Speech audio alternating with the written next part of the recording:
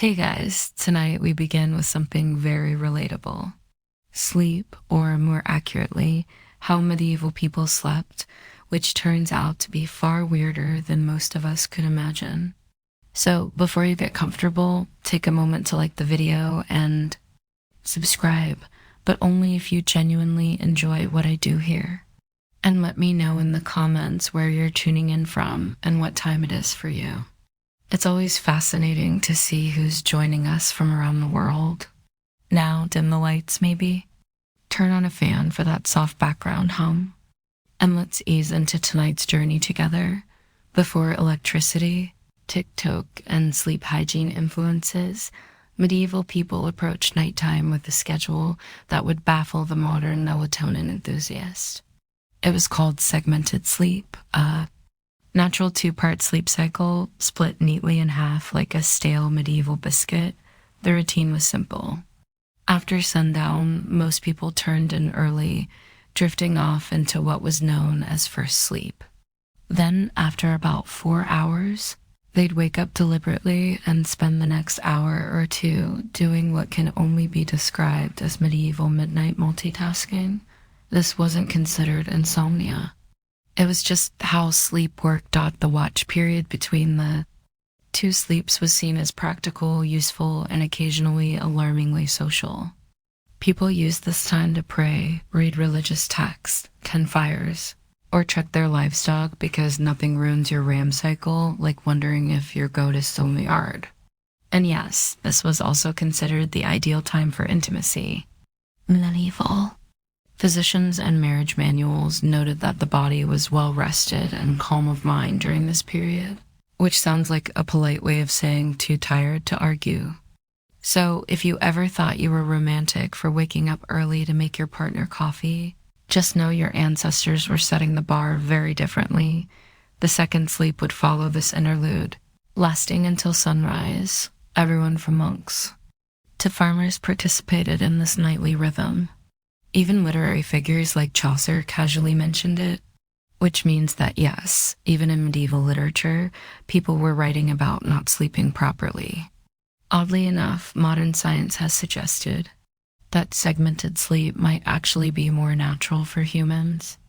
The two-sleep cycle aligns with how our circadian rhythms work in the absence of artificial light. So the next time you find yourself wide awake at 2 a.m., don't panic.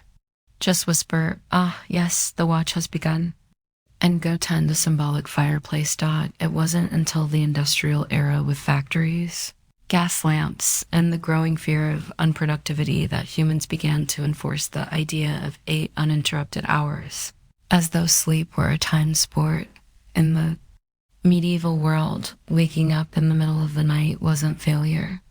It was the schedule, and everyone was on it, whether they liked it or not. Let's talk about beds, or rather the medieval approximation of them.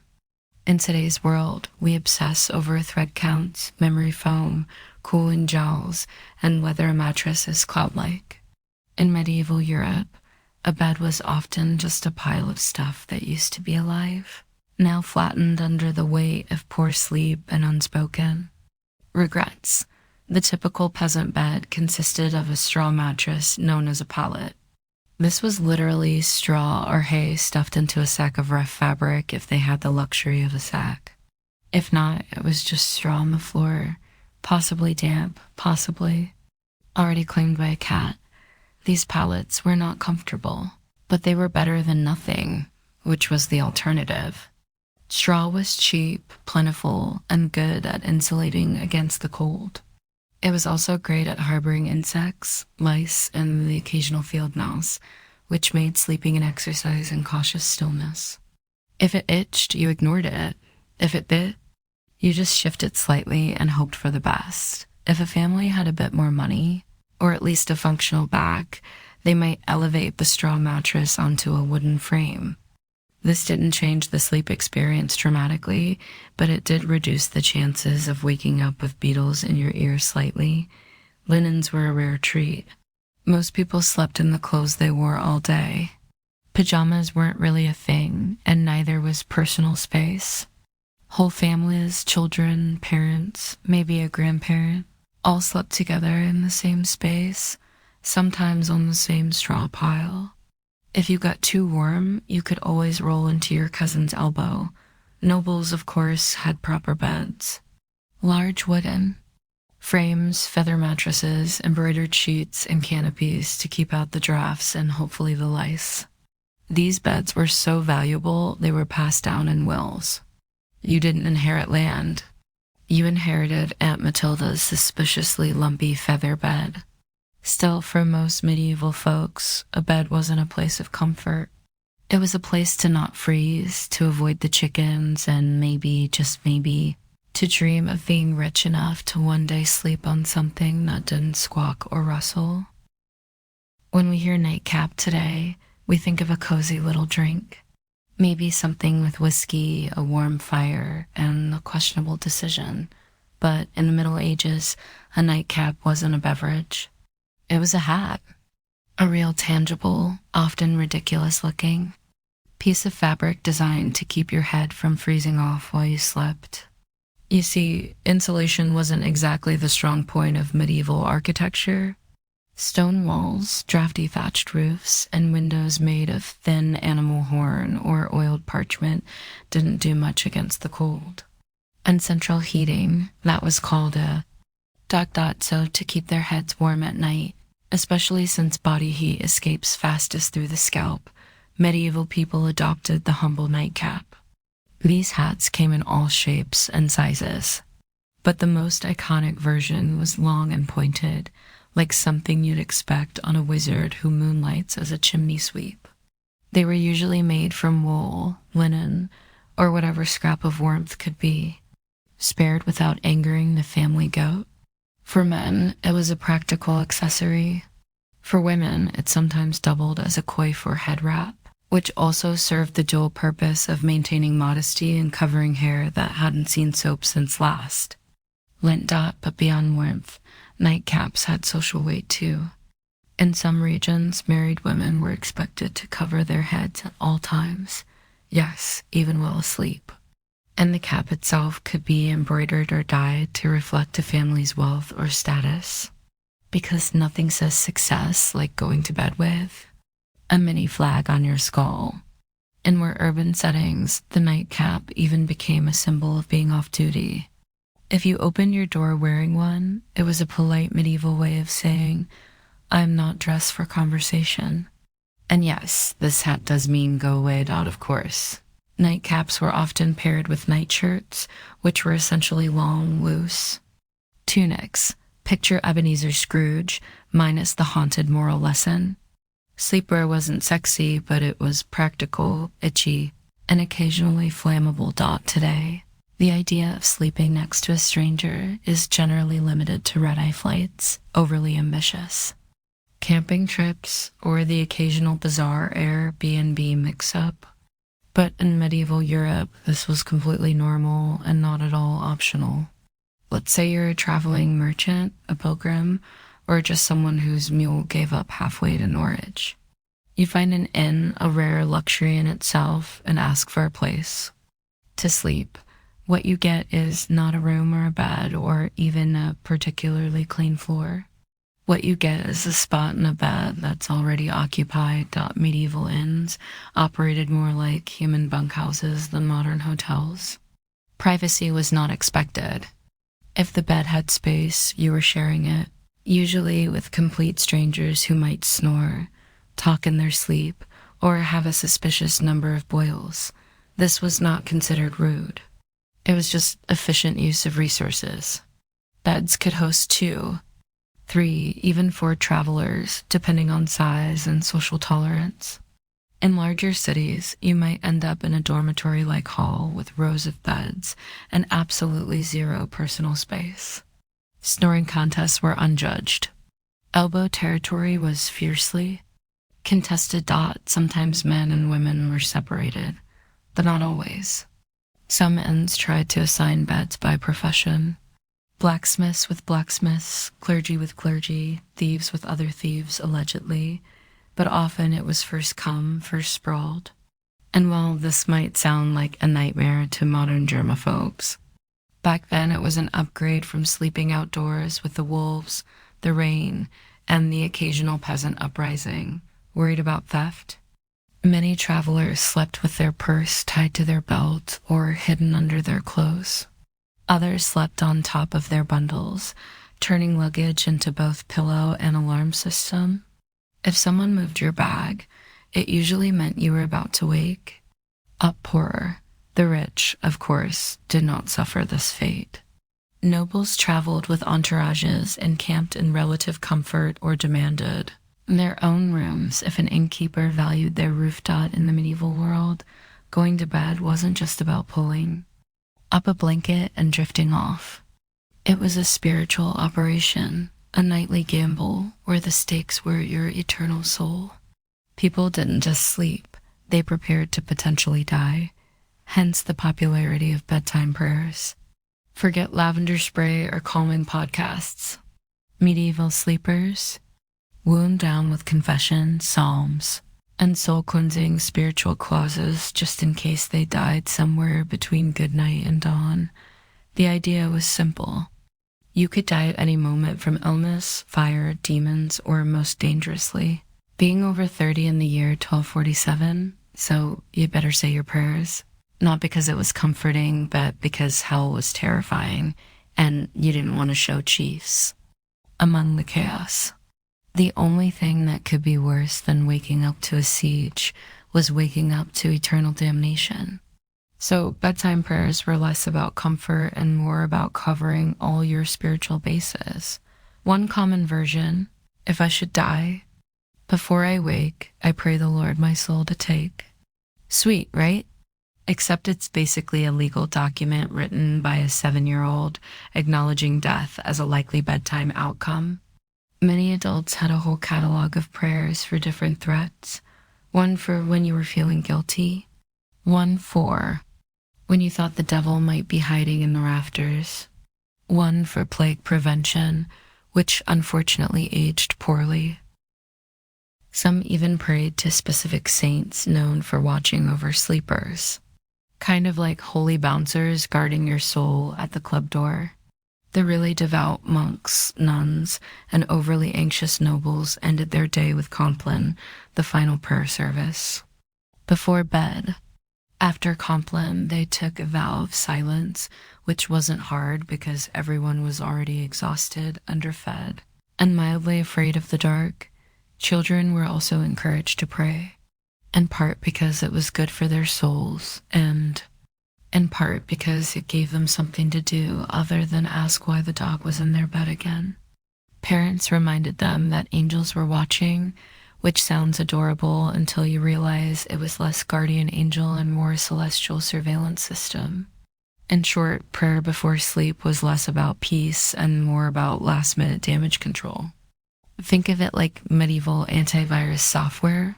You hoped it worked, even if you didn't fully understand how dot in the modern world. Dreams are usually dismissed as random nonsense, stress, too much cheese, or your brain trying to file paperwork in the dark. But in the medieval world, dreams were taken very seriously, as an eternal consequences serious. Dreams weren't just dreams. They were considered messages from God, saints, the devil, your guardian angel, or possibly that weird relic you kissed. Last Sunday, some dreams were divine revelations, others were demonic temptations. Either way, you were supposed to pay attention and possibly write it down or confess it or fast for 3 days just to be safe. Theologians, monks, and self-proclaimed visionaries spent an alarming amount of time interpreting dreams. Entire texts were dedicated to decoding them. Dreamt of fire might be hell. Dreamt of water could mean purification or drowning. Dreamt of a man with a goat's head juggling fish. You better call a priest immediately and possibly move. Medieval people believed that what happened in dreams mattered because your soul was still active while you slept. This meant that your actions in a dream could reveal hidden sins or spiritual weaknesses. That mildly embarrassing dream about stealing a loaf of bread. That might be your subconscious confessing your guilt for real-world gluttony or just hunger. But still, better to confess it anyway, just in case. Monks and nuns often recorded their dreams and shared them with spiritual superiors. Some were celebrated for having holy visions during sleep. Others were quietly told to eat fewer onions before bed. Of course, dreams weren't just spiritual puzzles. They also made excellent plot devices. Medieval literature is full of dream sequences where knights encounter angels, demons, or metaphorical creatures spouting poetry about virtue. Dreams were basically the Netflix of the medieval world, except with more allegory and fewer happy endings. The church, predictably, was suspicious. Not all dreams were divine, and some were believed to be planted by demons to corrupt the innocent. If you dreamt of something unwholesome, it could mean your soul was under attack, or that you just slept too close to the fireplace. Fumes again. In modern times, some people let their pets sleep in the bed. It's a cozy, if occasionally smelly, arrangement. In the Middle Ages, however, sharing a bed with an animal wasn't a quirky personal choice. It was a heating strategy. Let's start with the basics. Medieval homes weren't exactly built for comfort. Stone walls, no insulation, drafts so aggressive they probably had names. Central heating? That was called the family pig. In peasant homes, it wasn't unusual for humans and livestock to sleep in the same room. Sometimes the same bed, and very often the same pile of straw. Chickens wandered freely, dogs curled up at your feet, pigs snorted softly beside the hearth, and if you were lucky, none of them bit you during the night. This wasn't about affection, though medieval people certainly appreciated their animals. It was about survival. Animals generated body heat. They were warm, dependable, and unlike some relatives, didn't hog the blanket. A large dog could keep your toes from freezing.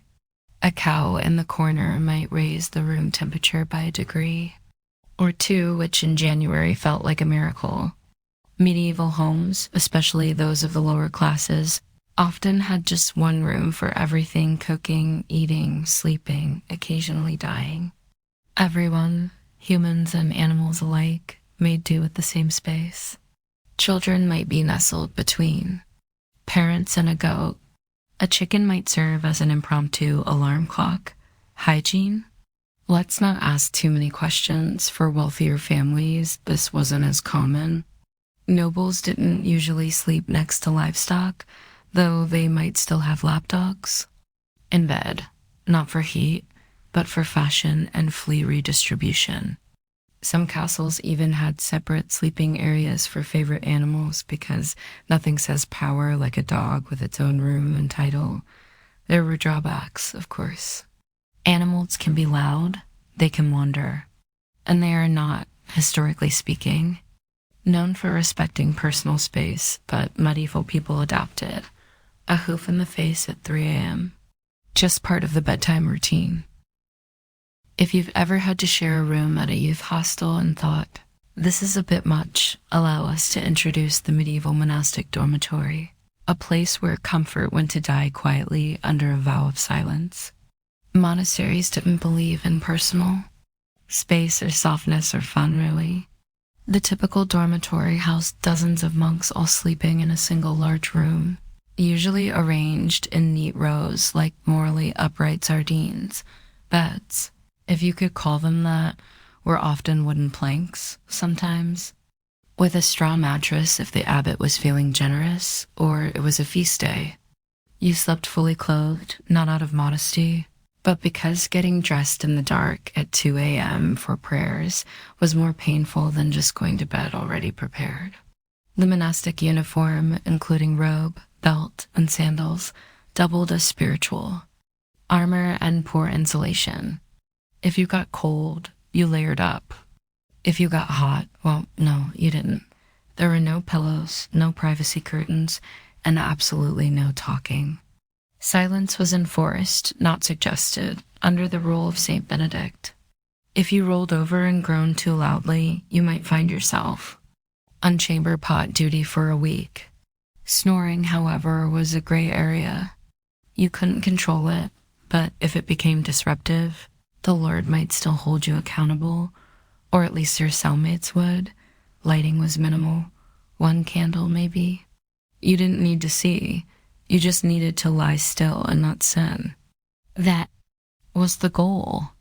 Despite the austerity, monks believed their Spartan beds were training for the afterlife, preparation for the soul's journey by denying the flesh any excess. Sleep was not a pleasure. It was a necessity monitored and scheduled like everything else. Some monks even slept sitting up just to avoid any hint of luxury or dreams or circulation. Compared to this, peasant straw piles and snoring pigs almost seem luxurious. At least the pig didn't judge you. Let's talk about something that would horrify most modern sleepers. Waking up voluntarily at 2 a.m., and not for a bathroom break or a doom scroll, but for prayer. Loud, cold, candlelit prayer. In medieval monasteries, this was standard practice. Monks and nuns followed a rigid daily schedule based on the canonical hours, which included matins, the first service of the day. And by day, we mean the darkest part of the night, when even the owls were still deciding whether to wake up. The bell would toll, often rung by someone who drew the short straw, and the entire dormitory of robed sleep-deprived souls would shuffle off to the chapel in silence, and yes, still in full clothing, because monks didn't do pajamas. The only layering system they believed in was spiritual. Inside the chapel, by flickering candlelight, and under the echo of stone vaults, they would chant psalms, recite scriptures, and try their best not to fall asleep on their feet, which, incidentally, was a real issue. There are records of monks being punished for dozing mid-prayer, usually with extra chores or more prayers. You fell asleep in matins? Congratulations, you now get to lead the next one. Matins could last an hour or more. Some particularly enthusiastic orders stretched it to 2. Imagine trying to stay spiritually engaged while your stomach reminds you that dinner was a bowl of lentils and a moral lesson, and your body is actively shutting down after the service. Monks would either return to bed for their second sleep or, in stricter orders, move straight into study or manual labor, because nothing says holy discipline like threshing wheat on 4 hours of fragmented rest. Why so early? The idea was to sacrifice comfort and dedicate the first and quietest part of the night to God, uninterrupted by the temptations of daylight, warmth, or MAME cycles. It was a powerful symbol of devotion, or at least it was once you got over the numb feet, the candle smoke, and Brother Ambrose's off-key chanting dot in the modern world. Sleeping alone is often framed as a luxury, a sign of independence, peace, or just an ability to control the blanket. In the medieval world, though, sleeping alone was considered suspicious, impractical, or just downright unsafe. Let's start with the basics. Warmth. Beds, as we've established, weren't exactly toasty. Stone walls and open chimneys didn't do much to trap heat, and central heating was still several plagues away. So people shared beds for body heat, not out of intimacy, but out of basic thermal desperation. Children slept with siblings, parents, and sometimes the neighbor's kid if they were visiting. It was like a sleepover, but nobody asked if you wanted to be there. But beyond warmth, there was a spiritual reason for sleeping in groups. Many people believed the night was when the devil worked overtime. Alone in the dark, your soul might be vulnerable to temptation or worse, possession. Having others nearby created a kind of moral buffer zone. If something went wrong, at least someone would witness it or catch the demon first. For children, being alone at night was practically unthinkable. Not just for comfort, but because ghosts, fairies, and wandering spirits were all part of the nightly landscape. Thales warned against solitary sleep as a gateway to mischief and spiritual peril. And unlike today's bedtime stories, these Thales didn't end in hugs. They ended in disappearances. Even married couples often shared their beds with children, servants, or random guests. Privacy was not a concept so much as a modern myth. In fact, the idea of two people sleeping alone in a giant bed was so foreign that it would have been considered either wasteful or deeply, deeply suspicious. In religious contexts, even monks often slept communally, and if someone was assigned to sleep alone, it was often for disciplinary reasons. Yes, in some cases, being alone in bed was literally a punishment. Medieval logic, solitary sleep grants opportunity for sin. Group sleep, public accountability. Next time you're curled up in your own bed with your own blanket in a room that doesn't smell like goat, enjoy the silence. In medieval times, you'd probably have 2 kids, a sheepdog, and a cousin in there with you, all of them snoring. If you've ever accidentally fallen asleep sitting up in a lecture, a carriage, or a dentist's waiting room, you probably woke up with a crick in your neck and a deep sense of regret. But in the Middle Ages, sleeping upright wasn't an accident. It was a lifestyle. Some medieval folks, particularly wealthy or religiously devout, chose to sleep propped up rather than lying flat. Why? A few reasons, none of them particularly restful. First, there was a medical belief that lying flat was bad for digestion, the lungs, or the general balance of the bodily humors. In a world where doctors thought a sneeze could rearrange your soul, this logic made perfect sense. Upright sleeping, they believed, helped avoid congestion of the brain, which sounds ominous, but mostly meant don't drown in your own phlegm. Second, there were spiritual concerns. Lying flat was considered too close to the posture of the dead. You didn't want to confuse God, or worse, attract attention from the angel of death by sleeping in the same position used at funerals. Superstitious? Absolutely. But when your local priest doubled as the community's health consultant, you picked your battles carefully. As a result, people often slept partially reclined, supported by large bolsters, pillows, or the wooden headboard, equivalent of a medieval Lazarus boy. Nobles sometimes had their beds rigged with angled supports to maintain a semi-seated posture, perfect for digesting one's evening meat pie or fending off surprise demon attacks. Monks took it a step further. In stricter orders, they might even sleep sitting upright on a bench, or leaning against a cold wall with nothing but a hood to muffle the discomfort. It wasn't about health. It was about discipline. If you were too comfortable, you might dream. If you dreamed, you might sin. If you sinned, well, welcome to confession at 5 a.m. Needless to say, this wasn't about quality rest. It was about virtue, discomfort, and mildly confusing theology. Forget haunted. Dreams or goblins under the bed.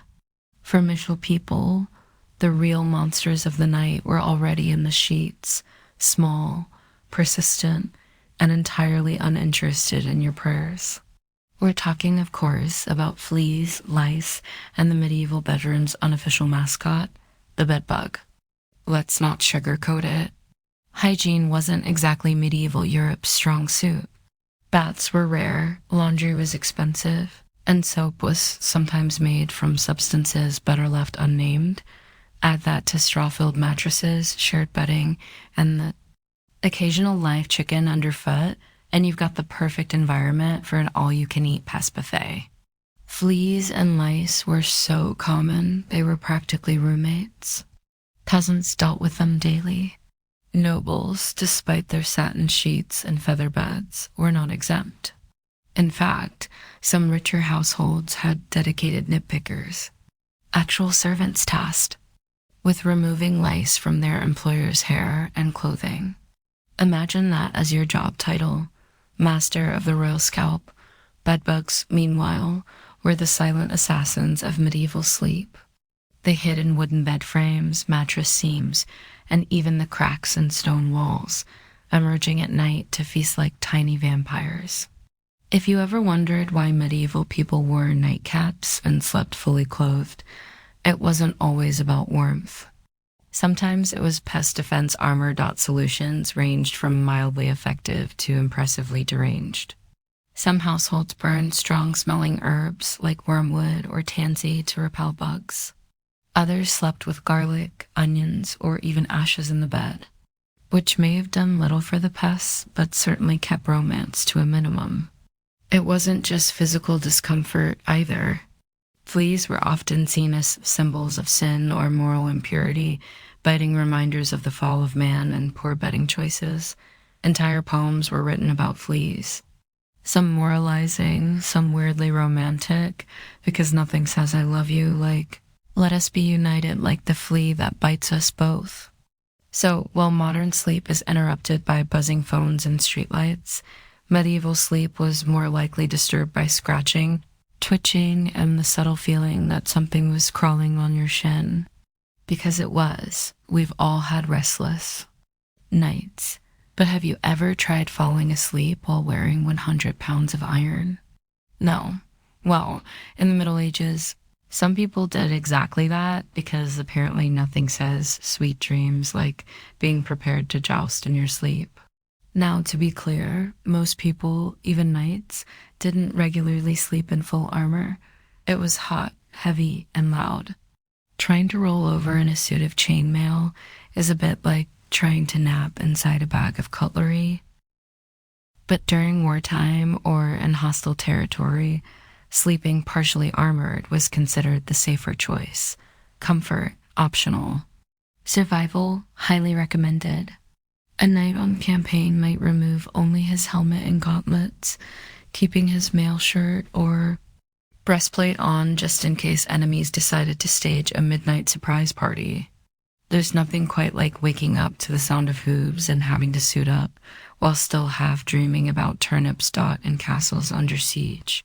Men-at-arms might even sleep with swords or axes at their side, like some very aggressive bedtime security blankets. Shields doubled as pillows. And if the enemy breached the walls, well, at least you wouldn't have to get dressed. Priorities. Of course, sleeping in armor wasn't exactly restorative.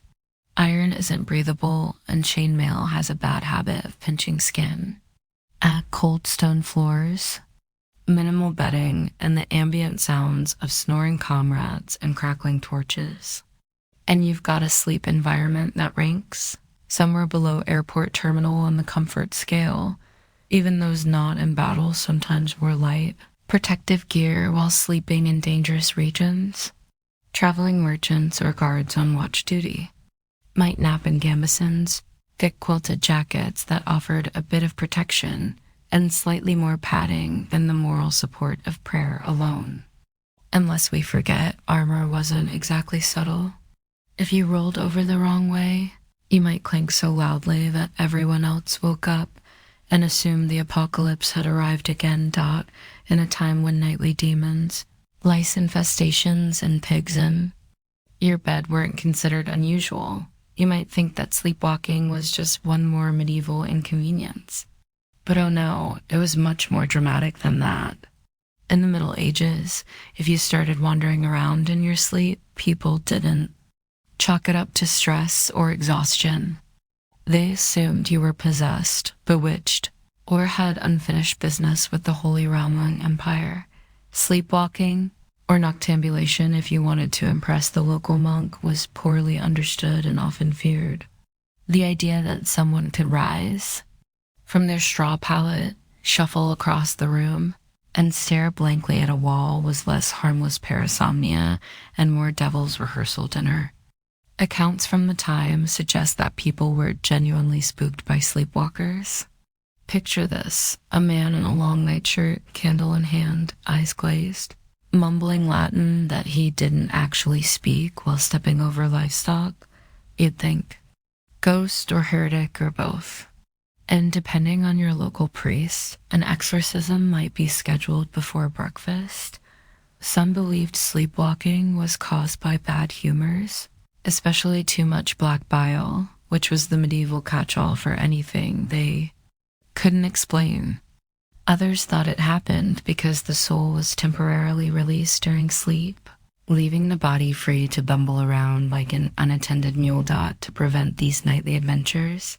People tried everything from herbal remedies to praying over their beds, hanging iron charms, or in more rural areas, just tying the person's leg to a chair.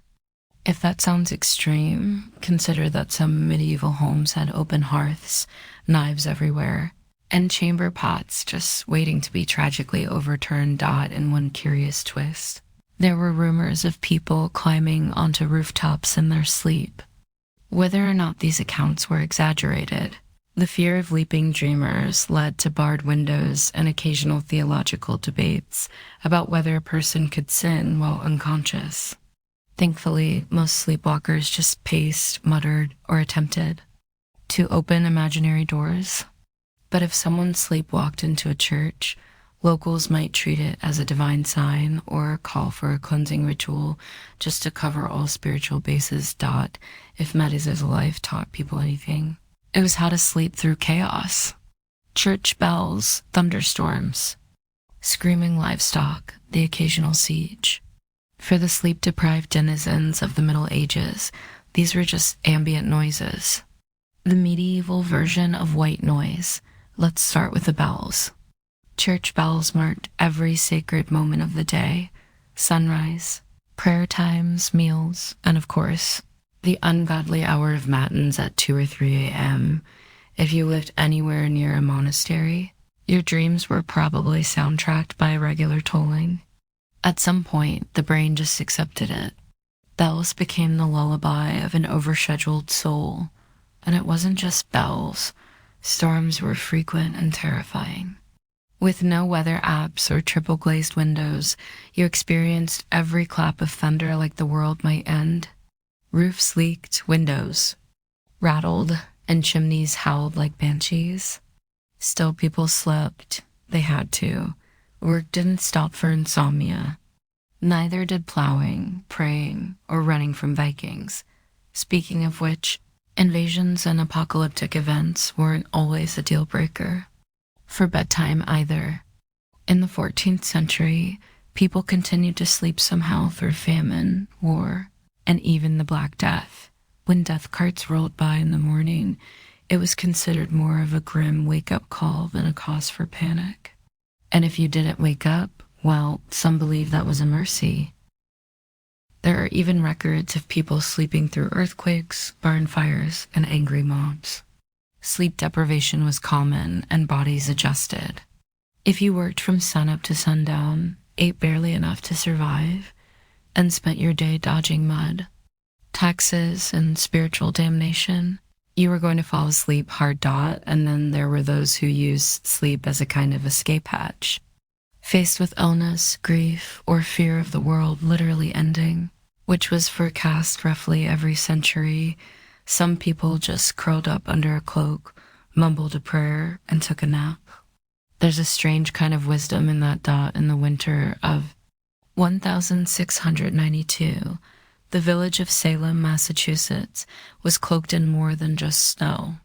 It was cloaked in tension, suspicion, and a quiet kind of fear that seeped into the timber-framed homes and frozen fields. The people of Salem were Puritans, strict, devout, and deeply superstitious. They believed they were building a holy community. In the wilderness, a city on a hill watched by God and stalked by Satan, life was already hard. The village had recently split from Salem town over politics and religion. Crops had failed. Smallpox had ravaged nearby communities. Wars with native tribes had left many traumatized. There was friction between neighbors, inheritance disputes, and a deep resentment toward outsiders or anyone who didn't quite fit in. Add to this the long, dark, bitter New England winter, and something was bound to break. That break came in the home of Reverend Samuel Parris, the village's minister.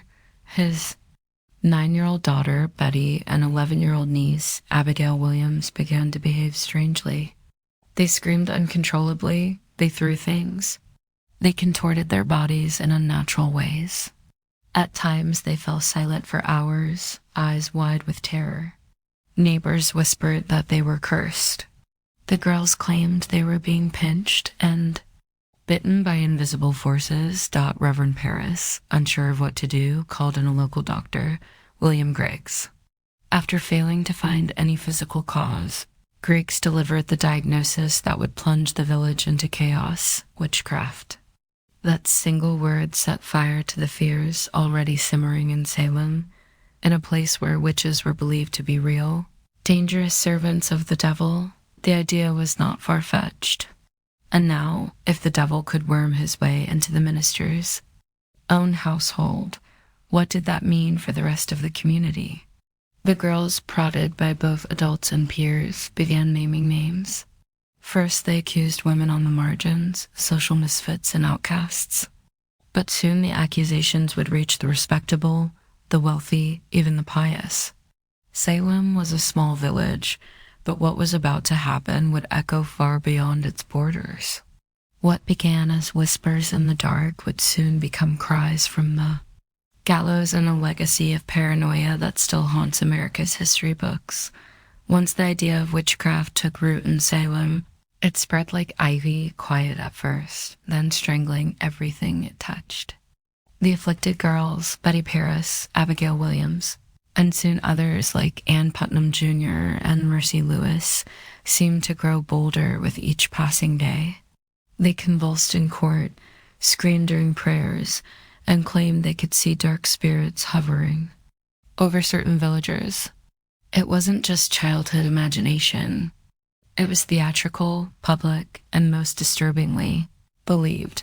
The first to be accused were those with the least protection, women who already lived on the edges of society. Sarah Good, a homeless beggar, was known for muttering to herself when turned away from doorsteps. People claimed her mumbling was a curse. She smoked a pipe. She snapped at children. She fit the mold of a witch because she didn't fit the mold of a Puritan woman. Sarah Osborne hadn't attended church in over a year and had scandalized the community by marrying her indentured servant after her first husband died. A woman who defied convention, clearly suspect. Tituba, the enslaved woman in Reverend Paris's household, was the most exotic of all. Originating from Barbados, her storytelling, accent, and folklore frightened the villagers. Under pressure, possibly even physical beatings, Tituba confessed to witchcraft. But instead of clearing the air, her confession blew it wide open. She told a story of a tall man in black, a figure associated with the devil, who asked her to sign a book. She said she saw strange animals, yellow birds, red cats, and even spectral dogs. But most damning of all, she claimed there were other witches in Salem. That was all the court needed to hear. Once Tituba opened the door, others rushed. Through it, new names were added weekly. Neighbors turned on neighbors. Old grudges were disguised as righteous accusations. Property disputes turned into spectral assaults. If someone's cow died suddenly, it must have been witchcraft. If a baby cried during a prayer, surely that was the devil's doing. The fear became so infectious that not even the innocent dared to speak out. To defend an accused witch was to invite suspicion upon yourself. Silence was safety, and so the web of accusations widened, trapping the village in its sticky, unseen threads. Logic was fading. Hysteria was now in control. As accusations mounted, and the village reached a fever pitch. The colonial government stepped in. Governor William Phipps, recently appointed and eager to maintain order, established a special court to deal with the chaos. It was called the Court of Oyer and Terminer, from the French meaning to hear and determine. But what it really became was a factory for fear-driven justice. The court convened in Salem town in June of 1692, and it was no ordinary tribunal. Its rules were warped by panic. Instead of requiring hard evidence or reliable witnesses, it allowed something far more dangerous: spectral evidence. Spectral evidence was testimony that a spirit or specter of the accused had afflicted the victim. In other words, if a person claimed to have seen your ghost-like form in a dream choking them, that was admissible in court. You couldn't cross-examine a dream. And worse, you couldn't disprove it. Children were now treated as star witnesses. Their seizures, screams, and gasps in court became more theatrical by the day. One girl, Mary Walcott, would fall into fits the moment a suspected witch entered the room. If a prisoner looked at her, she shrieked. If they didn't look at her, she shrieked louder. The performances were mesmerizing, and the judges, including the influential Judge Samuel Sewell and Chief Justice William Stoughton, accepted it all. Defense lawyers? There were none. The concept didn't exist in colonial trials. If you were accused, you stood alone. If you denied the charges, the afflicted girls writhed in agony. If you confessed, you might be spared death, but only if you named others. The system rewarded lies and punished silence. Worse still, the trials became public spectacles. People traveled from nearby towns to witness them. The accused were paraded into court in shackles, often bewildered, often poor, and almost always powerless, and yet not everyone believed. Some townsfolk whispered that the girls were faking. Others questioned why only certain types of people were being accused, but few spoke openly. Questioning the court meant questioning the will of God. In Salem, reason had stepped aside, and the law had become a mirror reflecting fear, not justice. On June 10, 1692, the gallows in Salem claimed its first victim, Bridget Bishop. She was not new to scandal. Her reputation made her an easy target. She wore bright red clothing, ran a tavern, and had been accused of witchcraft years earlier. During her trial, neighbors testified that her spirit pinched them in the night, that their babies died after she passed by, and that she kept enchanted dolls. She denied everything. Still, the court found her guilty. She was led to Gallows Hill, a barren, windswept patch of earth just outside Salem. No prayer, no mercy. The rope was pulled. The crowd watched, and with that single execution, the machinery of death began to churn. The hangings that followed came quickly. On July 19th, 5 more women were executed. Sarah Good, Susanna Martin, Rebecca Nurse, Elizabeth Howe, and Sarah Wilds. Some had good standing in the church. Rebecca Nurse, in particular, was a shocking case. An elderly, pious woman beloved in the community. Even the jury initially found her not guilty. But under pressure from the court and the afflicted girls, the verdict was reversed. Nurse's final words were whispered through the air like a warning. I am as innocent as the child unborn. But it didn't matter. The noose did not discriminate. In August, more executions followed. On September 22nd, the deadliest day, 8 people were hanged in a single morning. Among them was Martha Corey, a woman who had doubted the trials early. Anne and her husband, Giles Corey, who met a different fate. Giles refused to enter a plea.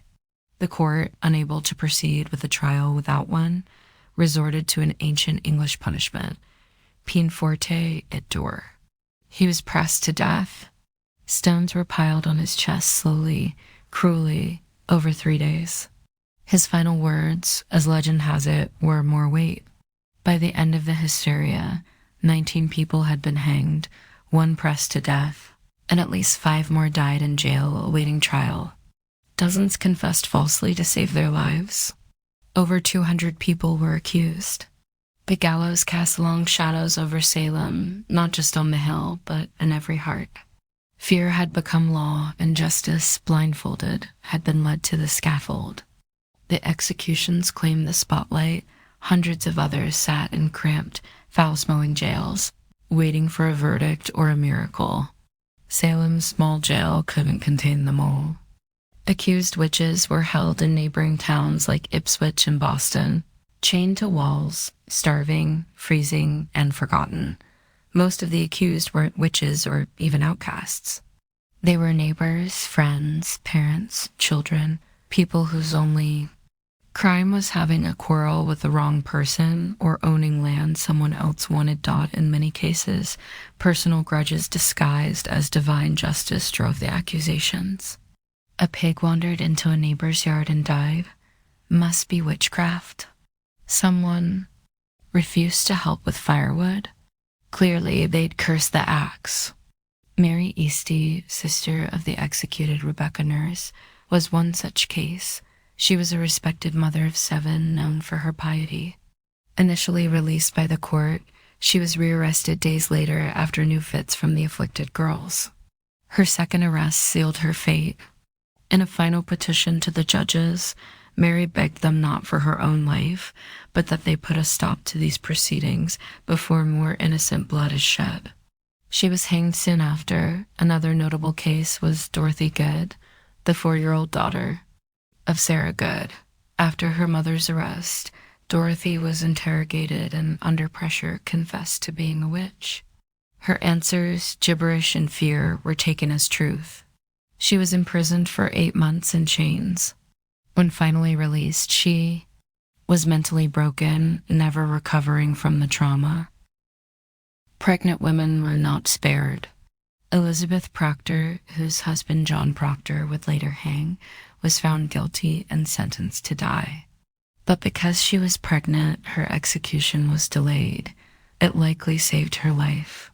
She gave birth in jail and was eventually released after the trials ended. Accusations snowballed. Some accused confessed in desperation to avoid death, then named others to shift suspicion away from themselves. Entire families were pulled into the spiral. Fathers, wives, daughters, no one was beyond reach. Meanwhile, the jails swelled beyond capacity. Food was scarce, disease spread. Some died awaiting trial, lost in the legal limbo of paranoia, and still new names were added each week.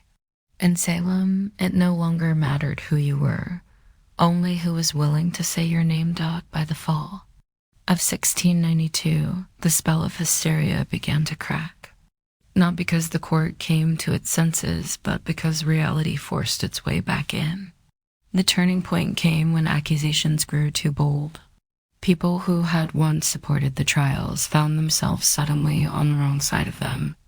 Reverend George Burroughs, a former Salem minister, was arrested and charged with being the ringleader of the witches. He was well-educated, well-spoken, and had previously clashed with influential families in the village. That was enough. But on the day of his execution, Burroughs did something shocking. He stood on the gallows and flawlessly recited the Lord's Prayer, something witches were believed incapable of doing. The crowd fell silent, some wept. Even hardened observers were shaken, but the execution went on. That moment planted a seed of doubt. Then came the accusation of Mary Phipps, the wife of Governor William Phipps. Suddenly, the hysteria had reached the top of the colony's social ladder. Phipps, already unnerved by growing criticism and chaos, finally took action. In October 1692, he dissolved the court of Oyer and Terminer, halting all pending executions and trials. Public sentiment had shifted. Ministers, once silent or complicit, began to speak out. Increase Mather, one of the colony's most respected theologians, denounced the use of spectral evidence. "It were better," he said, "that 10 suspected witches should escape than 1 innocent person should be condemned." A radical thought in a society that had for months believed exactly the opposite. People who had once cheered the trials began to question them. Too many respected figures were being accused. Too many innocent people had been buried. The villagers had begun to see that this wasn't divine justice, it was madness. Confessions dried up. Some accusers backtracked. Others disappeared from public view, and those who had previously shouted the loudest now lowered their eyes. The fear hadn't disappeared, but it had exhausted itself. The public wanted stability. The officials wanted to save face. And Salem, bruised and ashamed, was finally ready to wake from its nightmare. The storm was breaking, but the damage, it had already been done by late 1692. The judicial system that had fueled the hysteria began to collapse under the weight of its own absurdity. With the court of Oyer and Terminer disbanded in October, a new, more cautious court, the Superior Court of Judicature, was formed in early 1693. This time, things were different. Spectral evidence was no longer allowed, and the judges were noticeably more skeptical of the accuser's wild claims. The result? The conviction slowed dramatically.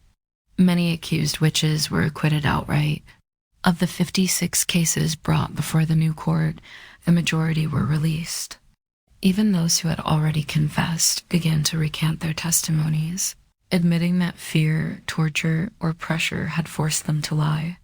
The dramatic performances of the afflicted girls lost their persuasive power. The most prominent case in the unraveling of the trials was that of Reverend Samuel Willard, a respected minister who came under suspicion. While he was never formally charged, the fact that such a high-ranking, devout man could be suspected highlighted how arbitrary and corrupt the process had become. The court, once ferocious, was now cautious. They began quietly releasing those still in jail. First, those with little evidence against them, and eventually, even those who had confessed to witchcraft under duress. Meanwhile, families of the executed began to demand justice. John Proctor's children petitioned for the return of his property. Rebecca Nurse's family launched a campaign to clear her name. In time, community shame replaced community fear. Church congregations fractured, friendships were severed. The very fabric of Salem's social order had been shredded. Asterisk. Governor Phipps, realizing the colony's growing international embarrassment, pardoned the remaining prisoners in 1693, but even freedom came at a cost. Many families had to pay for their own jail fees before being released. Imagine losing your home, your health, and nearly your life, only to be handed a bill for the privilege of surviving by the end of the ordeal. 19 people had been hanged, 1 pressed to death, 5 died in jail, and over 200 had been accused. The court didn't just collapse. It imploded, leaving behind a crater of guilt, grief, and disbelief. The trials had ended, but the healing had not even begun. Salem was a village forever altered by the people it had lost, the justice it had abandoned, and the mirror it was now forced to look into. The gallows were silent, the jails had emptied, but Salem was far from peaceful. The town wasn't haunted by ghosts, but by guilt. What had started with a handful of sick girls had exploded into a communal act of destruction. Families had been torn apart, reputations ruined, and innocent lives ended. And now the survivors had to live in the wreckage. Neighbors can no longer look each other in the eye. The same people who once prayed together had testified against one another. Some of the afflicted girls quietly left town. Others faded from the public eye. A few, like Ann Putnam Jr., would later express remorse. In 1706, she stood before her congregation and publicly apologized for her role in the trials, blaming delusion by Satan, but for many, the damage was beyond words. The court officials, too, carried their burden. Judge Samuel Sewell, one of the most prominent figures in the trials, was one of the few to admit wrongdoing. In a remarkable act of public penance, he stood during a church service in 1697 while a minister read out his confession and prayer for forgiveness. It was a rare moment of accountability in a time when most tried to forget, but forgetting wasn't easy. The families of the condemned began demanding compensation. Over the years, petitions flooded the Massachusetts government, asking for official pardons, for returned property, for public acknowledgement that the executed were innocent. Slowly, the government responded. In 1711, the colony passed a bill, restoring the rights and good names of some of the victims, and offered limited financial restitution to their heirs. But even that wasn't comprehensive. Some families, like the Coreys and the Proctors, were left out entirely. Whispers of witchcraft never quite left New England, but in Salem, the shame became part of the town's identity. The village eventually changed its name to Danvers, perhaps to distance itself from its infamous past. Gallows Hill was never officially marked, as if the town hoped to bury not just the dead, but the memory of what had happened. But the memory persisted in sermons and stories and the silence between former friends. Salem had not been cursed by witches. It had been cursed by fear, by pride, and by unchecked power. And that curse would linger long after the execution stopped. The Salem witch trials ended more than 3 centuries ago, but their legacy continues to echo, not just in textbooks and historical tours, but in how we understand justice, fear, and the fragility of truth. What happened in 1692 wasn't simply a strange episode of mass hysteria. It was a breakdown of logic, compassion, and legal integrity in the face of panic. Ordinary people, farmers, midwives, ministers, became executioners simply by believing. Too easily and questioning too little. The courts meant to protect the innocent became tools of oppression. Religion was weaponized, testimony became theater, and silence became guilt. One of the most chilling aspects of Salem's tragedy is how quickly it unfolded. In a matter of months, fear overcame fact. Old grudges disguised as spiritual warfare became death sentences. It didn't take demons or devils. It only took belief in them, but the trials also taught hard-earned lessons that would ripple through American society. In the years and centuries that followed, the Salem episode would be cited repeatedly in debates about due process and civil liberties. The U.S. Constitution, written nearly a century later, would explicitly prohibit things like ex post facto laws and bills of attainder measures that had, in effect, doomed the accused in Salem. The guarantee of a right to legal counsel, the right to face your accusers, and the requirement for concrete evidence were hard-won principles forged in part from the ashes of Gallows Hill in modern times. The phrase witch hunt has become shorthand for political persecution or moral panic, though it's often used with little regard for the real terror those words represent. In truth, Salem was not a metaphor. It was a town where people were hanged for imaginary crimes betrayed by the very systems designed to protect them. Perhaps the most lasting lesson is this: fear, unchecked, can become its own form of tyranny. And when fear is legitimized by power, by courts, by churches, by governments, it becomes almost unstoppable. The Salem witch trials are a cautionary tale, not just of one village's descent into madness, but of how easily reason can fall when fear is given authority. The gallows may be gone, the courtroom's quiet, but the warning still stands. Truth is fragile. Justice is not automatic. And history has a habit of repeating itself unless we remember. Fulvia was born around 83 BCE into the elite yet slightly eccentric Fulvi family, an old plebeian house that had long since clawed its way into the upper echelons of Roman politics. Though not one of the oldest patrician clans, the Fulvi had produced consuls, generals, and orators. Their bloodline carried both ambition and a taste for disruption. Fulvia's father, Marcus Fulvius Bambilio, was known more for his bumbling speech than his political legacy. His nickname, Bambilio, literally referred to his stammer. But Fulvia, she was no stammer. She was born to command.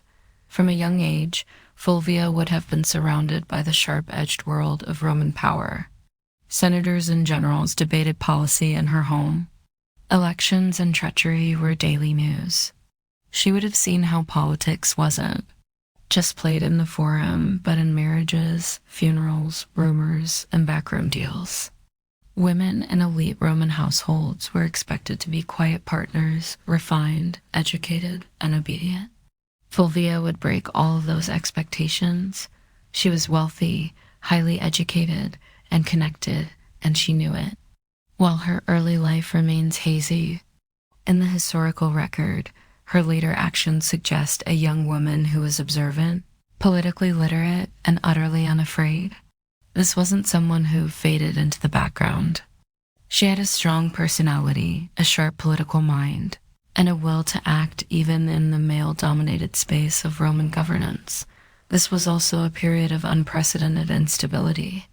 The Republic was unraveling. Civil wars, populist revolts, and power. Struggles between generals like Sulla, Pompey, and Caesar were turning Rome into a pressure cooker. The old rules were collapsing, and Fulvia came of age right in the middle of it. Rather than recoil from chaos, Fulvia would learn to use it. Her early life didn't produce the kind of modest matron Rome idealized. It produced a woman who saw politics not as a man's world to be feared, but as a battlefield to be mastered. She would go on to marry 3 powerful men, each one a radical player in Roman history. But Fulvia wouldn't just marry power. She would command armies, lead revolts, and become the first Roman woman to appear on coinage, not as a goddess, but as herself. Rome wasn't ready for Fulvia, but she was ready for Rome. Fulvia's first marriage was to Publius Clodius Pulcher, and it was anything but conventional. Clodius was no ordinary Roman noble. He was a populist agitator, a political arsonist with a flair for chaos, scandal, and street-level power. To many of the Roman elite, he was dangerous. To the masses, he was a hero. And to Fulvia, he was a strategic opportunity. Their marriage, sometime in the early 50s BCE, united Fulvia with a man who had turned the Roman Republic into his personal stage. Clodius was infamous for his theatrical defiance of tradition. He had once disguised himself as a woman to infiltrate a sacred female-only religious ceremony in Caesar's home. Scandalous behavior that only seemed to raise his popularity. He later renounced his patrician status to run for the tribunate of the plebs, an office that gave him veto power over the Senate. Clodius understood Rome's street politics better than most, and Fulvia, far from being a passive consort, was right there beside him. She wasn't a silent partner. Roman sources suggest that Fulvia actively participated in her husband's political world. She engaged with his supporters, was visible during his campaigns, and managed their household as a hub for Clodian politics. Together, they represented a new kind of Roman power couple, bold, populist, and unapologetically aggressive. But the alliance came at a cost. In 52 BCE, Clodius was murdered on the Appian Way by the bodyguards of his political rival, Titus Ammius Milo. His death sent shock waves through Rome, but Fulvia was not about to mourn quietly. She staged a political funeral that historians still talk about today. She paraded Claudius's mutilated body through the Roman Forum, bloodied wounds exposed for maximum effect. The public was horrified and enraged. Riots erupted. The Senate House was burned to the ground. Fulvia had turned personal grief into public uprising. This was her first major political act, and it worked. Her ability to manipulate public emotion, use spectacle as strategy, and wield her husband's legacy as a weapon made her a new kind of player in Roman politics. Clodius was gone, but Fulvia had stepped out of his shadow, and Rome would never see her the same way again. Fulvia didn't linger in mourning. In Rome, political capital had a short shelf life, and she understood that better than anyone. Shortly after the violent death of Clodius Pulcher, she entered into a second marriage, this time to Gaius Scribonius, Curio, a rising political star and one of Julius Caesar's most passionate supporters. On the surface, Curio seemed an unlikely match. He had a flamboyant reputation and a taste for drama, but beneath the bravado was a sharp political operator. As tribune of the plebs in 50 BCE, Curio wielded enormous influence during one of Rome's most volatile periods. The Republic teetered between war and peace, between Caesar's ambitions and the Senate's resistance. Fulvia saw in Curio not just a husband, but a bridge to the next power block. This was no romantic rebound. It was a calculated alliance. With Clodius gone, Fulvia needed a new political anchor, someone who could carry forward the populist legacy her first husband had built, and someone who had Caesar's backing. Curio fit. Both bills dealt through him. Fulvia remained tightly embedded in the shifting power dynamics of Rome. She didn't just marry into the movement, she helped shape it. Fulvia ensured Claudius's supporters stayed active, rebranding their cause under Curio's leadership and keeping the urban masses politically engaged. But the Roman world was collapsing fast. Tensions between Caesar and Pompey exploded into civil war. Curio threw himself into the fight, taking Caesar's side. Fulvia, as always, remained politically involved. She reportedly helped organize support and manage resources for her husband's campaign. In 49 BCE, Curio led a military expedition to Africa to secure Caesar's position, but it was a disaster. He was ambushed and killed by the forces of King Juba of Numidia. His death was brutal, and his army annihilated. Once again, Fulvia was widowed. And once again, Rome waited to see if she would fade into the background. She didn't. Curio's death only solidified her status as a political widow with dangerous resilience. She had now lost 2 husbands to Rome's civil unrest, and both had died fighting for populist causes. But Fulvia was far from finished. Her most audacious partnership and her most dramatic chapter was still to come. Fulvia's third and most famous marriage was to Mark Antony, the ambitious general and loyal ally of Julius Caesar. Their union, forged sometime around 47 BCE, wasn't merely a romantic attachment. It was a merger of power. Fulvia had already proven herself as a master of Roman street politics.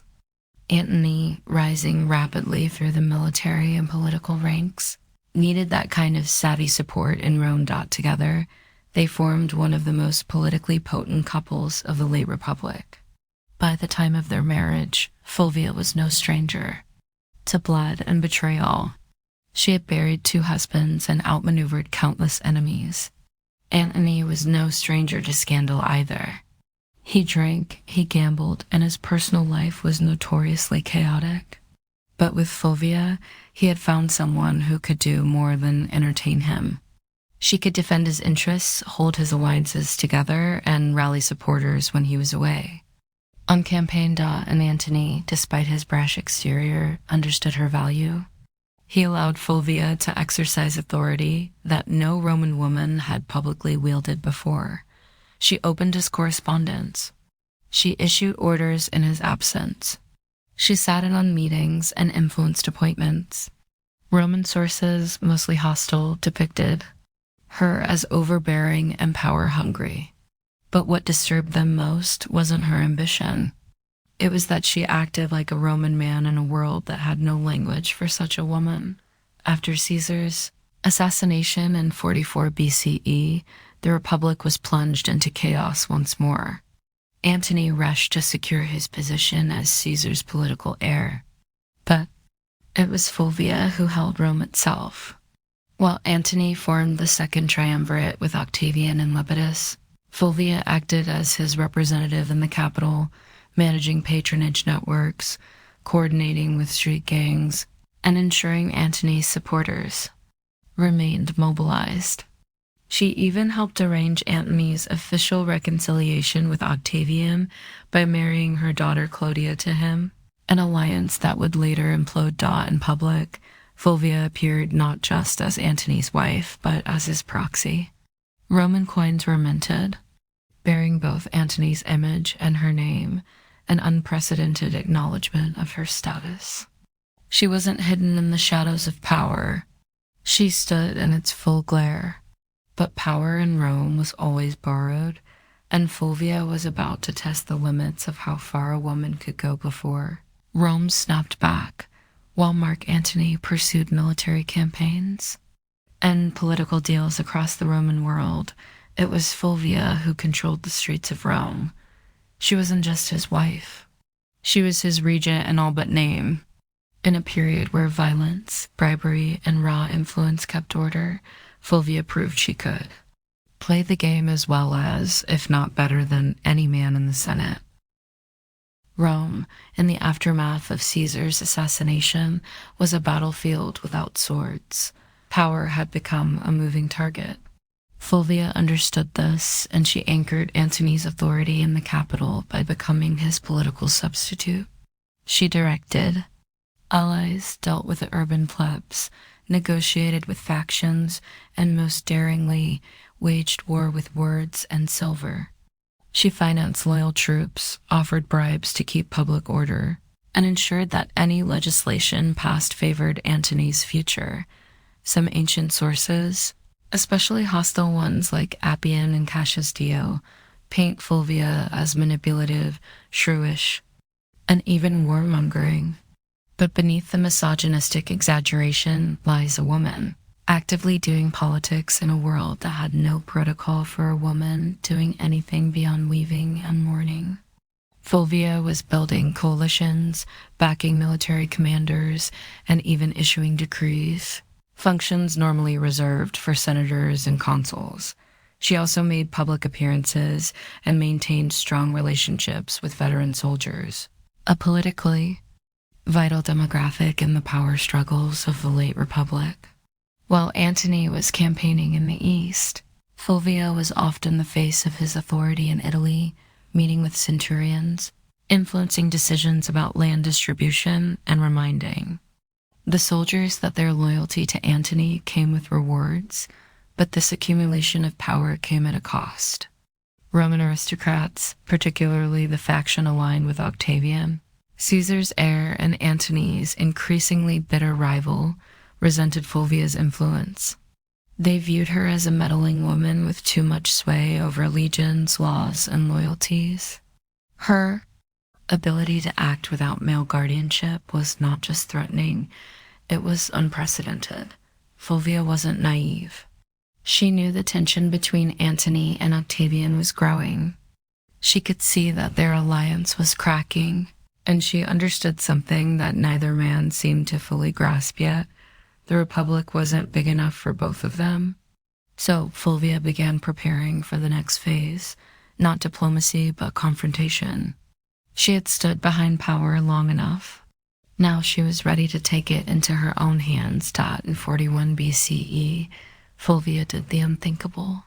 She went to war against Octavian, the future Augustus, and she didn't do it quietly. With her husband Mark Antony still stationed in the east, Fulvia and Lucius Antonius, Antony's younger brother and a consul, took it upon themselves to challenge Octavian's authority in Italy. The cause? Ostensibly, it was to defend Antony's interests and protect the land rights of Roman veterans loyal to him.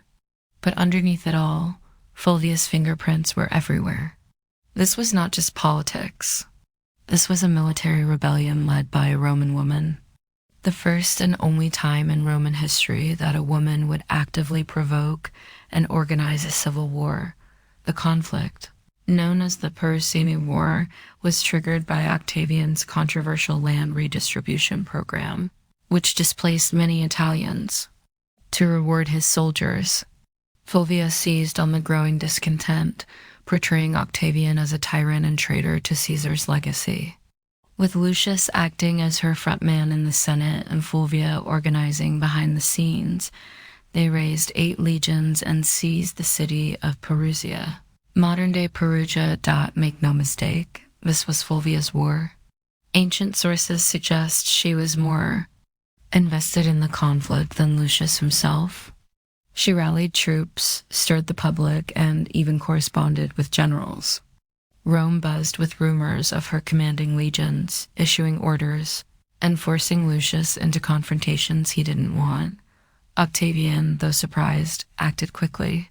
He besieged Perusia through the winter of 41 to 40 BCE, cutting off supplies and hammering the city into submission.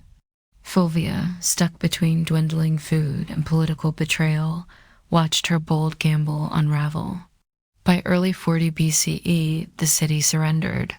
Lucius Antonius was spared, likely as a gesture to avoid alienating Antony, but Fulvia was exiled. The woman who had once commanded riots, marriages, armies, and public opinion was now deemed too dangerous for Roman soil. She was sent to Sicyon in Greece, where she hoped to reunite with Antony, but Antony didn't come running. The once powerful alliance between husband and wife had eroded in the fog of war and distance. Fulvia had acted in his name, but perhaps without his blessing. She had dared to do what no Roman woman had before, wage a civil war, and now the Republic had made her pay the price, banished from Rome. Fulvia landed in Sicyon, a city in Greece that had become a kind of diplomatic purgatory for failed power players. She had gone to war not for personal gain, but in her husband's name. She believed she was defending Mark Antony's interests, his honor, and perhaps their shared vision of Rome. But what awaited her in exile wasn't a hero's welcome. It was silence. Fulvia had risked everything, her status, her alliances, her life. And yet Antony did not immediately rush to meet her. In fact, by the time Fulvia arrived in Greece, Antony was already entangled with Cleopatra in Egypt. Whether their romantic relationship had begun or was merely brewing, the symbolism was crushing. While Fulvia was raising legions, Antony was raising goblets at banquets beside a queen. The betrayal cut deep, not just personally, but politically. Fulvia had fought a war to protect Antony's power in Italy, and in response, he let her hang out to dry.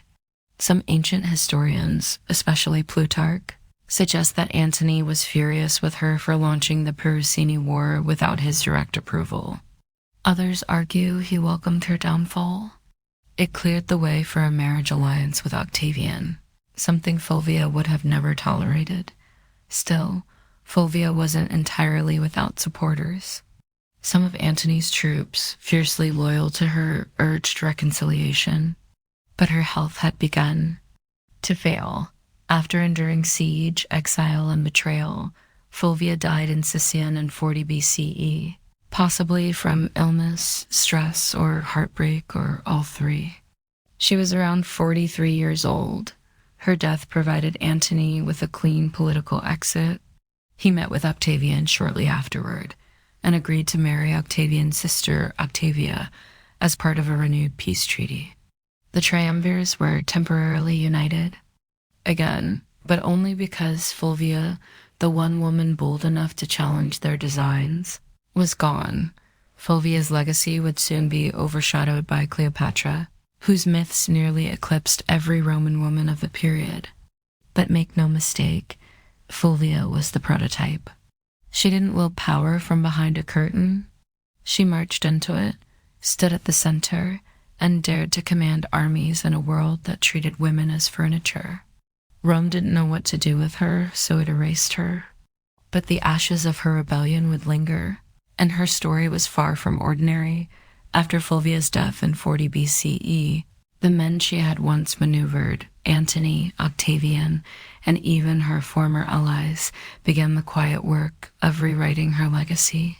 She couldn't defend herself, so the narrative was shaped by her enemies and the uneasy survivors of her ambition.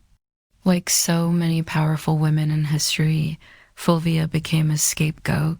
Ancient sources, mostly penned by men with vested interests, painted her as the reason for the Perusine War, the rift between Antony and Octavian, and even the general disorder of the Republic. Appian, Cassius Dio, and Plutarch depict her as overbearing, jealous, and driven by a lust for power. They blamed her for dragging Lucius Antonius into conflict, for antagonizing Octavian, and even for Antony's eventual estrangement from Rome. But were these accusations fair? Hardly. Fulvia had operated within a political climate where violence and manipulation were expected, at least if you were a man. She was no more ambitious than Caesar, no more aggressive than Pompey, and far less ruthless than Octavian would eventually prove to be. Her only true deviation was that she was a woman acting like a Roman man, and Rome didn't know how to digest that. She wasn't cloistered in the home, weaving quietly, or serving as a political ornament. She was writing letters to generals, organizing street mobs, and commanding loyalty from troops. And that made her dangerous, not just to Octavian, but to history itself. Even Mark Antony, the man whose legacy she had fought to preserve, conveniently blamed Fulvia for the civil strife. After reconciling with Octavian and marrying his sister, Antony used Fulvia's death as a diplomatic cleansing. Her memory became the price of his political survival. There were no monuments raised in her honor, no grand funeral, no mourning speeches in the Senate, just silence. Yet her enemies couldn't erase her entirely. Fulvia had done too much. She had raised armies, steered elections, negotiated alliances, and fought a civil war. She was the first Roman woman whose name appeared on coinage, not as a deity or metaphor, but as a political agent. The damage to her reputation was deliberate, but so was her presence in the historical record. Despite every attempt to bury her behind caricature and slander, Fulvia refused to vanish. Her defiance still echoes. You just have to listen past the men. Fulvia's story ends in silence, but her legacy is anything but quiet. In the centuries that followed her death, historians and writers struggled to place her in Rome's grand narrative because Fulvia broke every rule of what a Roman woman was supposed to be. She didn't just advise power from the shadows. She became power, and that made her both unforgettable and deeply unsettling to a patriarchal world. In a society where women were expected to influence through whispers in marriage, Fulvia shouted through policy, war, and political theater. She was not a consort, she was a commander. And yet, she was remembered more for her defiance than her accomplishments. Roman historians couldn't handle a woman who didn't stay in her place, so they rewrote her as shrill, power-hungry, and disruptive, but read between the lines, and a different figure emerges. Fulvia was the first Roman woman to mint coins with her name. She organized political factions, leveraged marriage as a tactical weapon, and manipulated Roman street politics with stunning effectiveness. She moved through the civil wars of the 1st century BC not as a bystander, but as a player, a woman whose influence terrified senators and shaped the fate of triumvirs. Her downfall wasn't due to incompetence. It was due to timing and gender. Had she been born a man, she might have been remembered as a second Caesar or a more charming Cato. Instead, she was cast as the wicked woman who dared too much. Still, her legacy quietly lingered. Later Roman women like Livia Drusilla, Agrippina the Younger, and even Clotra herself, though of a different world, would all operate in the shadow Fulvia helped carve. They would manipulate emperors, wield armies, and control succession. But Fulvia did it first, and with no imperial title to shield her. Today, modern historians have begun re-examining Fulvia with fresh eyes. No longer a cautionary tale, she is being recognized as one of the most politically active women in Roman history. Someone who tested the boundaries of female power and paid the price. She didn't simply live in the age of triumvirs. She challenged them. And while Rome may have tried to erase her, Fulvia left fingerprints in every corner of its collapse. Not a footnote, a force. A woman centuries ahead of her time. By the summer of 1963, the United States was a country teetering between two worlds. One rooted in centuries-old systems of oppression and another aching to breathe free. In the Deep South, segregation wasn't just a social norm. It was the law. Black Americans were barred from restaurants, schools, buses, voting booths, and even drinking fountains. Police brutality was rampant. Lynching still occurred, and in places like Birmingham, Alabama, peaceful protesters were being met with snarling dogs and high-pressure fire hoses. But change was coming, and it wasn't asking for permission. In just a few years, the civil rights movement had surged into the national spotlight. Sit-ins, freedom rides, and boycotts had become familiar headlines. Leaders like Rosa Parks, Medgar Evers, and John Lewis were no longer just names. They were symbols of defiance. The March on Washington wasn't born out of a single conversation. It was the result of rising frustration and fierce hope. Black Americans were no longer content with waiting. They were demanding civil rights, and they were determined to make their voices heard where it mattered most, the nation's capital. The idea of a mass march in Washington, D.C., had been floating around for decades. Philip Randolph, a labor organizer and longtime civil rights advocate, had originally proposed the concept in the 1940s. Back then, it was meant to pressure the Roosevelt administration to desegregate the defense industry. That protest was called off after Roosevelt caved and signed an executive order. But now, in 1963, the stakes were even higher. Randolph, along with other civil rights leaders, including Bayard Rustin and Dr. Martin Luther King Jr., revived the vision. And this time, they weren't just marching for jobs. They were marching for dignity, for voting rights, for school desegregation, for equal pay, and most importantly, for the basic human right to live free of fear. Over a dozen major civil rights organizations came together to plan it, despite their many disagreements, because they understood the power of a unified front. The countdown had begun. Buses were being organized. Flyers were spreading. Word of mouth was moving faster than newspapers. And across the country, Black Americans were preparing for what would become one of the most unforgettable moments in American history. The dream was taking shape one footstep at a time.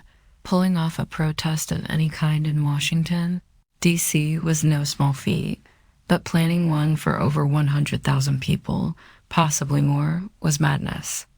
Logistically, it sounded like a nightmare.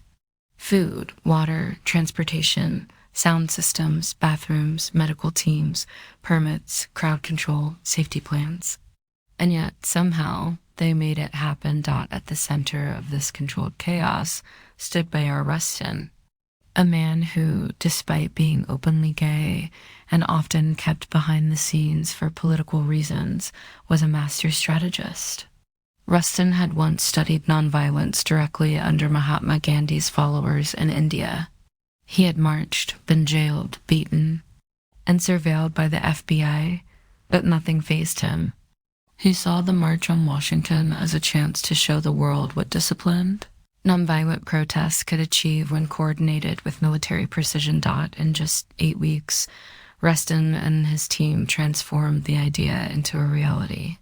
The march was officially called the March on Washington for Jobs and Freedom, and it was deliberately framed to include both racial justice and economic opportunity. That dual message was no accident. While Dr. King would later become the spiritual symbol of the day, it was Randolph and Rustin who made sure the demands were just as much about unemployment, minimum wage, and workers' rights as they were about civil rights. Meanwhile, tensions simmered beneath the surface. President John F. Kennedy and his administration were nervous, deeply nervous. They feared riots, backlash, or worse, bloodshed. Civil rights leaders assured them the protest would be peaceful. Still, the National Guard was on standby. Hospitals in D.C. were put on alert, and liquor sales were banned for the day. Federal workers were even told they could stay home. And then there was the question of unity. The big 6 civil rights organizations, NOC, CORE, SNCC, SCLC, National Urban League, and Randolph's Brotherhood of Sleeping Car Porters often clashed over tactics. Some wanted more radical action, others more diplomacy. SNCC's young firebrands were growing impatient with King's nonviolent approach, but they all agreed on this. The time for silence had passed. Rustin's plan read like a military operation. Every bus and train was tracked. Every speaker was timed to the minute. Every route had marshals trained in crowd control. They weren't just planning a march. They were orchestrating a moment that would shake the conscience of a nation. August 28th, 1963. A sweltering Wednesday in Washington, D.C. The sun was already hot by 9 a.m., and the humidity clung to the skin like a second shirt. But it didn't stop them. From every corner of the country they came. Black, white, young, old, students, clergy, factory workers, and celebrities. Some wore their Sunday best, others clutched protest signs.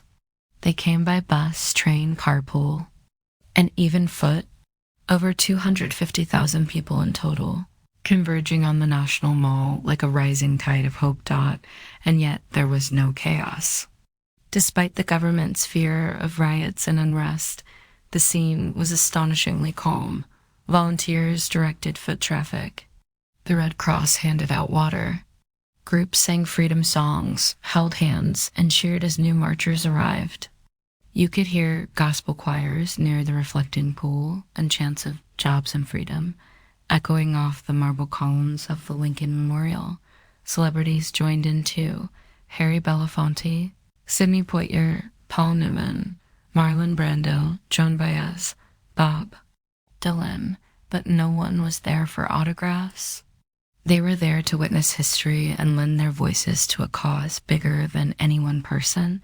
The crowd was orderly but energized. There was no pushing, no looting, no violence. Instead, there was a shared understanding that this wasn't just a protest.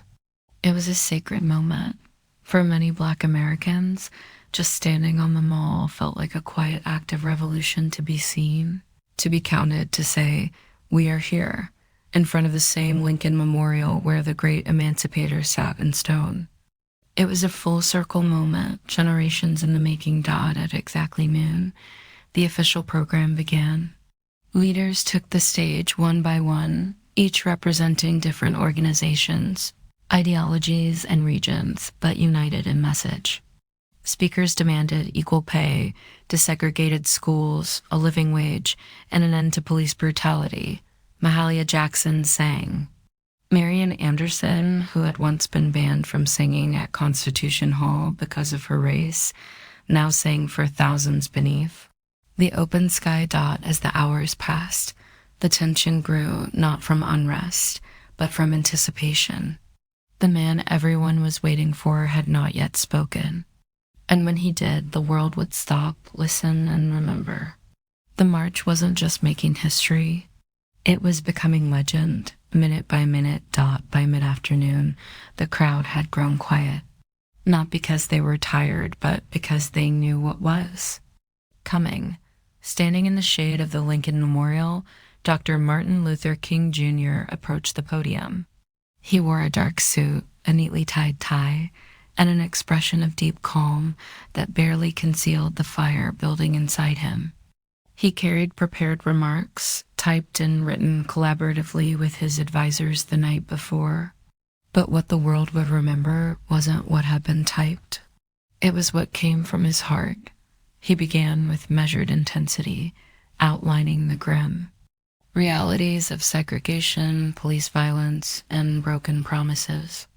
100 years later, he said, referring to the Emancipation Proclamation, the Negro is still not free.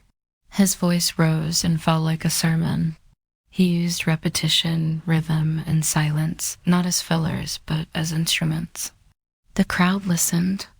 In rapt attention, some nodding, some wiping away tears, others holding signs that simply read, "Now." But it was what happened next that changed the tone of the entire event, and arguably the trajectory of the civil rights movement itself. Standing just behind King was gospel legend Mahalia Jackson, who had sung earlier that day. She suddenly cried out, "Tell them about the dream, Martin. Tell them about the dream." And King did. He set aside his notes, gripped the podium, and launched into a passage he'd delivered before, but never like this. "I have a dream," he said, and the crowd leaned in. "I have a dream that one day this nation will rise up and live out the true meaning of its creed." Each phrase rang louder, clearer, more resolute. "I have a dream that one day the sons of former slaves and the sons of former slave owners will be able to sit down together at the table of brotherhood. I have a dream that my 4 little children will one day live in a nation where they will not be judged by the color of their skin, but by the content of their character." It wasn't a speech anymore. It was a vision, a prayer, a lightning bolt through history. By the time King closed with the words, "Free at last, free at last. Thank God Almighty, we are free at last," the crowd erupted applause, tears, shouts of joy. They knew they had just witnessed something more than oratory. They had heard prophecy. The power of the March on Washington wasn't just in the speeches or the music, it was in the people. The sheer scale of humanity gathered that day was overwhelming. They came from Mississippi, Michigan, Alabama, New York, California, and everywhere. In between, some were seasoned activists who had marched a dozen times before. Others had never left their hometowns until now. They packed lunches, rode buses for over 20 hours, and slept in their church clothes just to be there. Many were ordinary people, maids, teachers, steelworkers, postal clerks who saw themselves not as political figures, but as witnesses. They didn't just want change. They were the change. There were also children in the crowd. Young black girls with ribbons in their hair, boys with hand-drawn signs. Parents hoisted toddlers onto their shoulders so they could see the Lincoln Memorial in the distance and hear the speakers' voices carried over loudspeakers. To them, this wasn't just an event. It was the beginning of a new world. Some faces stood out. There was a young John Lewis, just 23 years old, representing the Student Nonviolent Coordinating Committee, SNCC. His original speech had been so fiery, so uncompromising, that senior leaders asked him to tone it down minutes before he went on stage. He agreed, but just barely. His call for radical change still shook the crowd. And then there was Daisy Bates, the only woman to speak that day not on her own behalf, but reading a prepared statement on behalf of other civil rights women. Organizers had faced criticism for sidelining female voices. Bates's brief but powerful message underscored a harsh reality. Even within a movement about equality, some voices still struggled to be heard. Also present were union organizers, rabbis, nuns, priests, and students of every background. They didn't all agree on strategy. Some favored King's nonviolence. Others leaned toward Malcolm X's more militant posture. But for that one day, those differences didn't matter. Unity went out. It was a visual symphony of American possibility, white and black hands linked in solidarity, freedom now, buttons pinned to chests, and the sound of 250,000 souls breathing as one. The faces in the crowd weren't just watching history unfold. They were shaping it, and none of them would ever forget what they saw. While the world saw unity, inspiration, and poetic justice on the steps of the Lincoln Memorial, behind the scenes, the March on Washington was anything but simple. What looked like a perfectly synchronized movement was, in truth, held together with string, sweat, and a lot of last-minute compromise by our Rustin. The chief architect of the march had to battle not just logistics, but politics. He was constantly under scrutiny, not just because he was openly gay and a former communist, but because some civil rights leaders feared his identity would be used to discredit the movement. In fact, Congressman Adam Clayton Powell had once threatened to publicly accuse Rustin and Dr. King of being lovers if King didn't remove Rustin from an earlier campaign. That threat haunted every stage of planning. Then there was the issue of women's voices. Despite the critical roles played by women like Ella Baker, Diane Nash, and Dorothy Height, none were invited to deliver major speeches on their own. Rosa Parks was in the crowd that day, revered by all, but she was not given the microphone. Behind the powerful optics of the march lay the truth. The movement still struggled with its own hierarchies and blind spots, even within the Big Six organizations. Friction bubbled. SNCC leaders were growing increasingly disillusioned with the slow pace of change and the older generation's insistence on moderation. They wanted to confront systemic racism more aggressively. CORE had similar frustrations, but unity was deemed too important just for one day. Meanwhile, the federal government watched with clenched teeth. J. Edgar Hoover's FBI had assigned over 100 agents to spy on organizers. They bugged hotel rooms, followed key figures, and compiled dossiers. They were convinced the march would turn violent or that communists would hijack the event. When nothing of the sort happened, they simply doubled down on their surveillance, especially of Dr. King, and let's not forget money. The march cost over $250,000, equivalent to millions today. Most of it was raised through unions and sympathetic donors, but organizers scrambled until the final hour. They even borrowed walkie-talkies from the Boy Scouts. The March on Washington was historic, yes, but it was also deeply human, imperfect, messy, political, and unfinished. Just like the country it sought to heal, the sun began to dip behind the Washington Monument as the crowd slowly dispersed. People hugged, cried, sang, and lingered as long as they could, reluctant to leave what felt like sacred ground. But the march was over. The speeches had been delivered. The signs had been raised high. The world had watched. And now the question hung heavy in the humid August air. What happens next? In the immediate days that followed, the media reaction was cautiously positive. Major newspapers acknowledged the historic nature of the event, though often with a tone of detached curiosity. Some called it orderly and dignified, which was code for no one rioted. Few outlets gave much space to the specific demands of the march, like the call for a federal jobs program or $2 minimum wage, equivalent to around $20 today. But everyone covered Dr. King's speech. That at least cannot be ignored. President John F. Kennedy, who had initially opposed the idea of the march, watched it unfold on television with growing admiration and perhaps surprise. He called the event impressive and met with civil rights leaders at the White House immediately afterward. But legislative movement remained slow. His proposed Civil Rights Act was still stalled in Congress, caught in the claws of Southern opposition. Some activists were disappointed. They had hoped the march would result in immediate action. Instead, it was back to the grind, organizing, marching, resisting, and mourning those who paid the price for justice. Just weeks later, that reality hit hard. On September 15th, 1963, 4 Black girls were killed in the 16th Street Baptist Church. Bombing in Birmingham. The dream had been voiced, yes, but the nightmare wasn't over.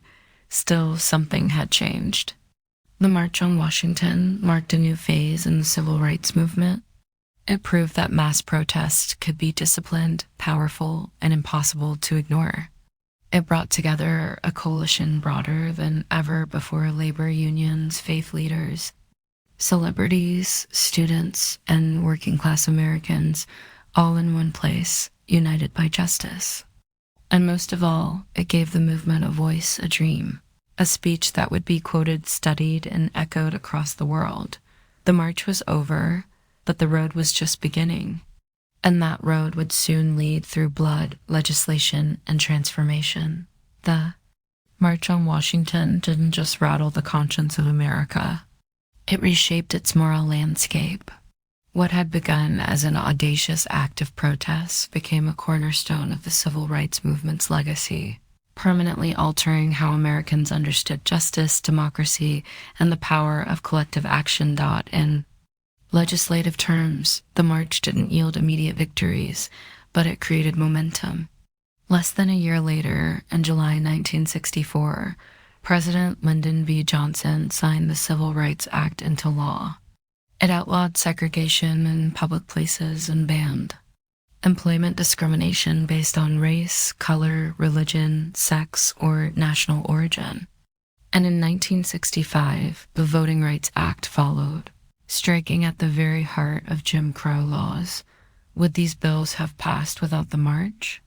Possibly, but would they have had the same moral force, the same undeniable public pressure? Probably not, for Martin Luther King Jr., the speech that day propelled him into a new realm. He went from respected leader to global icon. But fame came with cost surveillance, threats, and ultimately, assassination in 1968. The dream he spoke of on those steps would become more poignant, more tragic, and more revered with each passing year. For the broader movement, the march showed what unity could achieve. It gave organizers a blueprint for large-scale mobilization, and it inspired a generation of activists both in the U.S. and abroad. Anti-apartheid organizers in South Africa, student protesters in Europe, and future human rights leaders across the globe would cite the March on Washington as a model, but the legacy isn't just historical. The language of the march, the idea of jobs and freedom, the image of peaceful resistance, the echoes of "I have a dream," still pulses through modern protest. From the Million Man March to Black Lives Matter rallies, echoes of 1963 reverberate. With every chant and every cardboard sign in Washington, D.C., King's Memorial now stands just across the tidal basin from the Lincoln Memorial. Visitors walk past his towering likeness carved in stone, with words from that August day etched into the granite. But the real memorial isn't in stone. It's in classrooms, voting booths, marshes, and voices refusing to stay silent because the dream wasn't meant to rest in history books. It was meant to be lived. And the legacy of that summer afternoon still dares us to do just that. More than 60 years have passed since that summer afternoon when over 250,000 people stood shoulder to shoulder beneath the shadow of the Lincoln Memorial. The March on Washington has been immortalized in textbooks, documentaries, and museum exhibits. Dr. King's speech is taught in schools. His voice, steady and strong, echoes in national memory like a sacred refrain. But for many, the question remains, has the dream been realized, or has it merely been delayed? In some ways, progress is undeniable. The legal framework of segregation was dismantled. Voting rights, though now under fresh assault in many states, were won through blood, marshes, and court battles. The presence of Black lawmakers, judges, mayors, and even a two-term U.S. president was unthinkable in 1963. Interracial marriage, once illegal in much of the country, is now protected by federal law. These are not small things. They are victories, carved out by relentless struggle, and yet the original demands of the march, the ones often overshadowed by King's speech, still echo unresolved. The call for a living wage, still unmet. Racial disparities in education, housing, employment, and healthcare remain entrenched. Police brutality, the very thing that sparked much of the early civil rights organizing, continues to ignite outrage and protest. The dream of true economic justice of a country where opportunity is not predetermined by zip code or skin color is still far from reality. Modern movements like Black Lives Matter have taken up the mantle, often using the imagery and rhetoric of the 1963 march as both inspiration and indictment. They march through the same cities, chant on the same streets, and demand the same basic human rights. But they do so in a world transformed by social media, surveillance, and new forms of resistance. The March on Washington was never meant to be the conclusion. It was a flashpoint, a stake in the ground that said, this is who we are and this is what we demand. It was a declaration, not a resolution. So the dream remains battered, challenged, reinterpreted, but still alive. Whether it is deferred, distorted, or one day fulfilled depends not on the past, but on us, on the choices we make, the injustices we confront, and the courage we summon to march again and again, until the dream becomes a shared, lived reality,